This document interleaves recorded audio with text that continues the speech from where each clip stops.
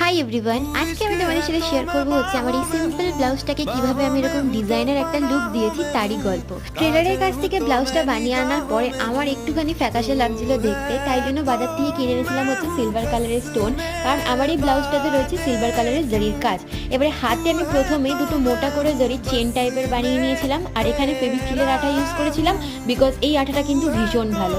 আর মাঝখানের ওই কলকাটা ছেড়ে ওপর দিকে আরও দুটো স্টোন বসিয়েছিলাম, বাট সেটার মধ্যে একটু গ্যাপ রেখেছিলাম। মাঝখানে কলকাটার মধ্যে আমি কিচ্ছু করিনি, মাঝে মাঝে একটু একটু করে স্টোন দিয়ে দিয়েছিলাম। আর পুরো ব্লাউজটাতে আমি যেহেতু ডিজাইন চাইছিলাম, তাই জন্য একটু ফাঁকা ফাঁকা ফাঁকা ফাঁকা করে আমি পুরো ব্লাউজটাতে কিন্তু একটু একটু করে স্টোন বসিয়ে দিয়েছিলাম। বাট এই পুরো ব্যাপারটাই ভীষণ টাইম টেকিং, অনেক অনেক ধৈর্যের প্রয়োজন এটা করতে। আর সত্যি কথা বলতে শেষ পর্যন্ত যে লুকটা এসেছিল সেটা ভীষণই ভালো লাগছিল দেখতে। বিশেষত এই হাতের জায়গাটা তো বেশ সুন্দর লাগছিল দেখতে। তোমরাও কিন্তু বাড়ি বসে এরকম একটা সুন্দর ব্লাউজ বানিয়ে নিতে পারো। আজকের ভিডিওটা কেমন লাগলো জানিও, ভালো লাগলে লাইক করো।